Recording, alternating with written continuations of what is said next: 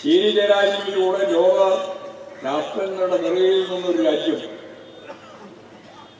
ഇപ്പോഴും അമേരിക്കൻ സാമ്രാജ്യത്വത്തിന്റെ ഒപ്പം നിന്ന് എല്ലാ ജനാധിപത്യ വിരുദ്ധ നിലപാടുകൾക്കും പൂർണ്ണമായ പിന്തുണ നൽകി സാമ്രാജ്യത്വ കടന്നാക്രമണങ്ങൾക്ക് ഓശാന പാടി മുമ്പോട്ടേക്ക് പോകുന്ന ഒരു ചിത്രമാണ് ലോകത്ത് ഇപ്പോഴും നമുക്ക് ഇന്ത്യ എന്ന രാജ്യത്തിന്റെ അപമാനകരമായ ചിത്രവുമായിട്ട് ബന്ധപ്പെട്ട് കാണാൻ സാധിക്കുന്നത്.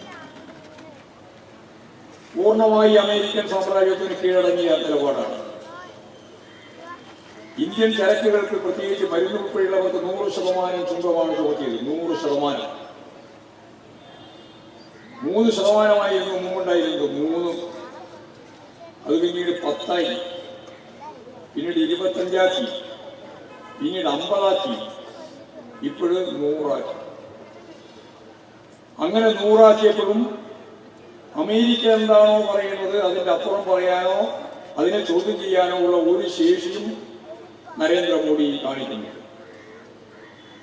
ഏറ്റവും വില കുറഞ്ഞ ക്രൂഡ് ഓയിൽ കിട്ടുന്ന ലോകത്തിലെ ആദ്യത്തെ കേന്ദ്രം റഷ്യയാണ്. റഷ്യ സോവിയറ്റ് റഷ്യൊന്നുമല്ല, റഷ്യ മുതലാളിത്ത രാഷ്ട്രം തന്നെ. പക്ഷെ ആ റഷ്യയിൽ നിന്നാണ് ഏറ്റവും കുറഞ്ഞ വിലക്ക് നമുക്ക് ഇന്ധനം കിട്ടുക, ക്രൂഡ് ഓയിൽ കിട്ടുക. പക്ഷെ അമേരിക്ക പറഞ്ഞു റഷ്യയിലെ ക്രൂഡ് ഓയിൽ വാങ്ങാൻ പാടില്ല, റഷ്യയെ ഉപരോധിക്കണം. സാമ്രാജ്യ രാജ്യങ്ങൾ തമ്മിലുള്ള വൈരുദ്ധ്യത്തിന്റെ ഭാഗമായിട്ടുള്ള പ്രശ്നം തന്നെയാണ്. അല്ലാണ്ട് റഷ്യ എന്ന് കേൾക്കുമ്പോൾ സോവിയറ്റ് റഷ്യ എന്നുള്ള ധാരണ വേണ്ട.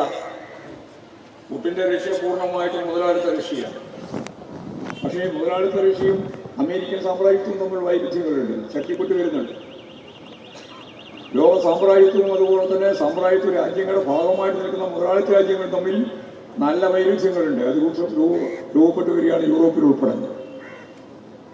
ഞാൻ അതിൻ്റെ ഒന്നും വിശദാംശങ്ങളിലേക്ക് കടക്കാൻ ഉദ്ദേശിക്കുന്നില്ല. ഞാൻ പൊതുവായിട്ട് പറഞ്ഞു വന്ന ഒരു കാര്യം, സാമ്രാജ്യത്വ ശക്തികൾ ലോകത്തെ കടന്നാക്രമിക്കുന്ന ഘട്ടത്തിൽ ഇന്ത്യ പണ്ട് ജനാധിപത്യ രാജ്യങ്ങൾക്കൊപ്പം, പാലസ്തീൻ ജനതക്കൊപ്പം, അതുപോലെ തന്നെ സാമ്രാജ്യത്വ വിരുദ്ധ പ്രസ്ഥാനങ്ങൾക്കൊപ്പം നിന്ന പാരമ്പര്യം കളഞ്ഞു കുളിച്ച് സാമ്രാജ്യത്വം എന്താണോ പറയുന്നത് അത് രാജ്യത്തിനെതിരായിട്ട് ജനങ്ങൾക്കെതിരായാൽ പോലും നമ്മുടെ ഇന്ത്യക്കാരെ കൈവിലങ്ങ് വെച്ച് ഈ ഇന്ത്യയുടെ വിവിധ മേഖലയിലേക്ക് അമേരിക്കയിൽ നിന്ന് കയറ്റി അയച്ചില്ലേ ഈ ട്രംപ് അധികാരത്തിൽ വന്ന ഉടനെ ഒരക്ഷരം പറയാൻ നരേന്ദ്രമോദി തയ്യാറായോ?